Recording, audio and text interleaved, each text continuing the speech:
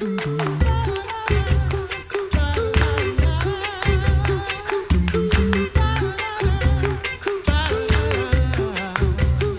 back to the Coffee Hour. I'm Sarah Gulseth.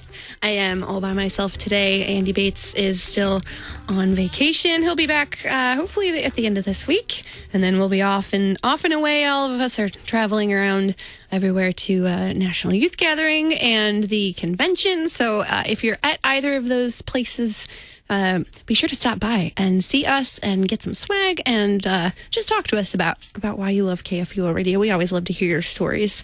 And speaking of stories, we have a familiar voice. I say we because Andy's always with me. I have a familiar voice in studio joining me, Rachel Bomberger, who until recently was editor of the Lutheran Witness, and now you're off on a new adventure with your Navy Chaplain husband. So thanks for stopping by and joining me. Thank you. I am in full relocation mode right now, but it's nice to take a break from that and come sit and chat with you. Yeah. Getting you in studio was like, when are you in town? When are you elsewhere? That's fine. So in the midst of all of this transition, I'm always curious about people's stories and how they manage through transition, because it's really hard on me. So I'm sure that it's not always easy for other people, and yet at the same time, there's always things that you learn, and there's always things that you come out on the other end of a big transition. You're like, oh hey, I learned something in that, and I'm a better person because of it. So I don't know. We may dig into some of that in the next 12 minutes. That would be fine. Maybe not. We'll see. But we're here to talk about the vocation of wife and what that means in different circumstances for different people. Because being a wife doesn't look the same in a lot of different circumstances. No, it doesn't. And I'm really glad that you want to focus just on that singular vocation, because oftentimes it gets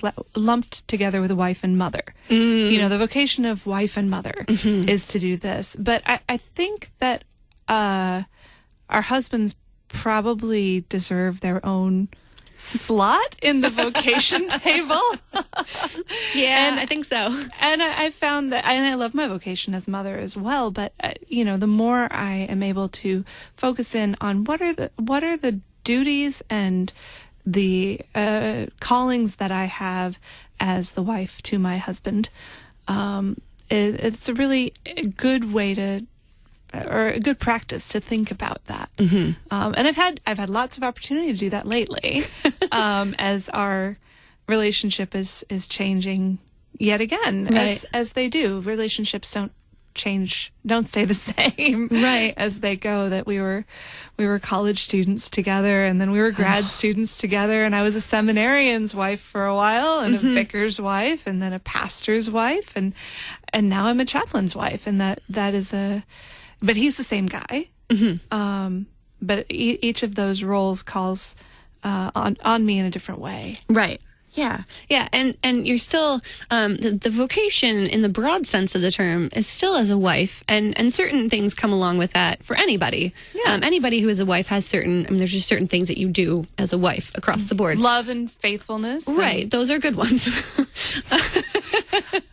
I mean, yes. Sorry, I didn't mean to be flippant about that, but yes.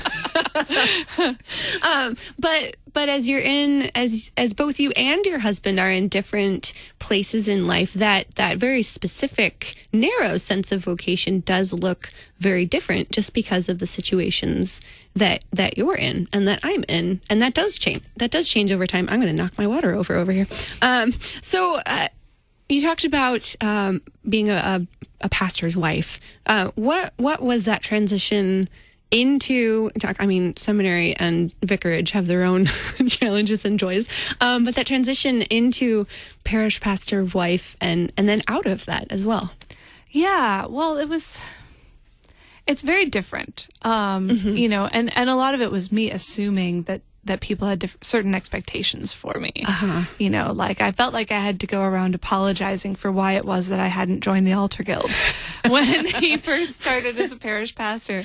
I don't think that's unique to you either. I had from a lot of other pastor's wife friends. I had a complicated set of excuses that generally revolved around I don't like ironing. I don't either.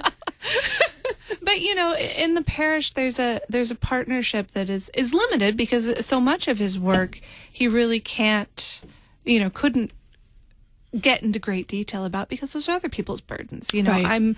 I'm here to help him carry his burdens, not necessarily to become the, you know, end point for all the parish gossip. But in a larger sense, the partnership was so real because I was a member of his church. I was fully invested, you know, in the life of the parish, and I did a lot of things over the years, from webmaster to VBS director, you know, and so yeah, parish pastor's wife was something that that was who I was for a long time, and then it wasn't. Yeah. And that was both the relief of a burden. Being your wife doesn't mean I have to volunteer for summer Sunday school anymore. I mean, I can if I want to, but it's not like there's no sense of obligation there. But there's also this sort of reframing of identity that comes with having that role shift. Yeah. Yeah. And that shift, it can be a bit of a soul searching time for anybody whenever a transition happens in a family.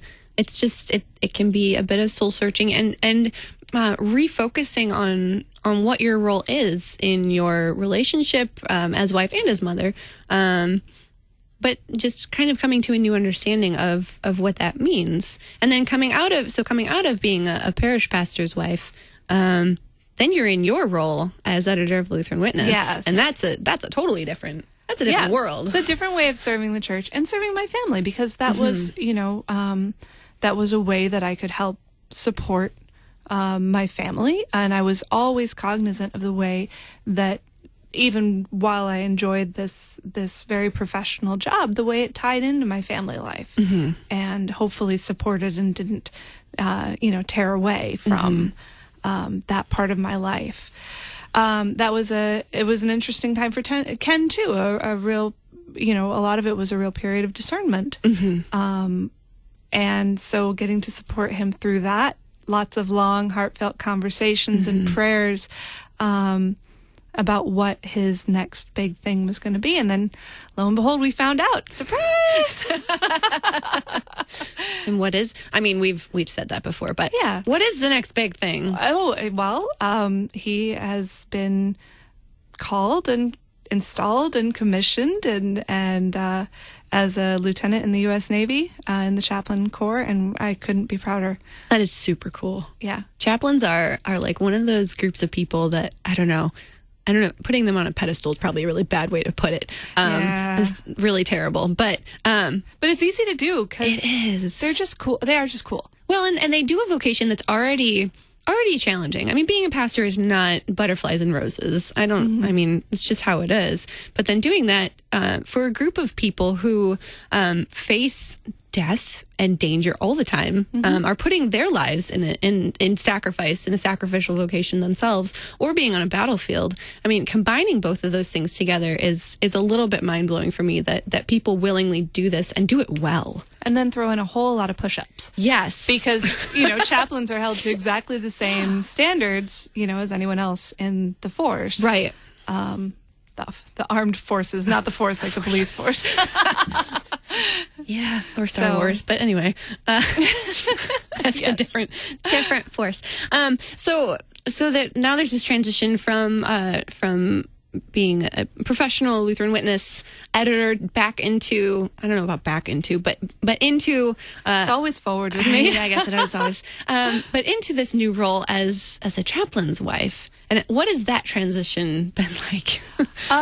Well, I haven't seen my husband in several weeks, and we haven't lived together on the same roof in couple of months as he's been off training. And so right now it looks like being a single mother to 4 kids. Kudos to you. Thank you. Thank you. They're good kids. That helps. They are. But it's been rough on all of us. I mean, we knew going in that this calling would come with long periods of separation, and that one of them would happen right away. But it doesn't make it any less hard when you really love the guy to be away from him, which is a good thing, I think. Yeah, good to miss each other. It's good to miss each other. So we're looking at 4 more weeks this time around, and then a few months together before there's any more separation. So that's the hardest part. But I think it's enabling us to grow together in a new way. And I'm learning that being supportive of his ministry doesn't always look like leading VBS. Sometimes it looks like staying home and holding down the fort so that he can be free to focus on his mission. Yeah. And so that's a new set of challenges, but a very exciting one. Yeah. And I'm glad to be able to do that. Yeah. Yeah. It's such a being a pastor's wife in itself is such a unique vocation, but then being a chaplain's wife is an entirely different, very unique vocation. Having that extra layer of the separation that adds a whole nother thing to that now is your responsibility too, to care for the family while he's gone, so that he doesn't have to be worrying about all of you. Yeah. At that time. Yeah. Yeah. What has been your we only have about a minute and a half left. What were your expectations going into this latest transition process, and how have those expectations played out? Well, I knew that it would be different from anything I'd ever known, and it has been. Yeah. But I would definitely encourage any pastors and their families who are out there who have any interest, to reach out and ask questions, because that's how we got started on this path. The LCMS ministry, the Armed Forces, is an amazing team of people who can really help people discern whether this might be a good choice for them. Yeah. And for us, so far, it really has been. That's good. Good days and bad days, but it's a great path to be on. Yeah, it seems like it's fitting you both very well, that's good. Yeah, it's good to see. I mean, we'll miss you around here, but it's good to see. Last question, with about 30 seconds left. But how have you seen God's faithfulness to you and your family, and to Ken as well, through this whole process with all of its ups and downs? Oh my goodness. That's a big question for 30 seconds. I know, I'm sorry. But I can tell you, he is good. He is good. That he desires our service for his church, and that if you step up, he will help you through. Yeah. And I'm saying that so badly, but I just feel so much gratitude in my heart for the way God's grace has been present in this journey. Yes. Well, thanks be to God, and God's blessings to you and Ken and your whole family in this new adventure endeavor, which sounds really exciting. And we'll be checking in with you guys anyway, because you're some of our favorite people. You know where to find us. Yes, we do. We absolutely do. Rachel Bomberger, thanks so much for joining me on the Coffee Hour. Thank you, Sarah. I'm Sarah Gulseth. You're listening to the Coffee Hour.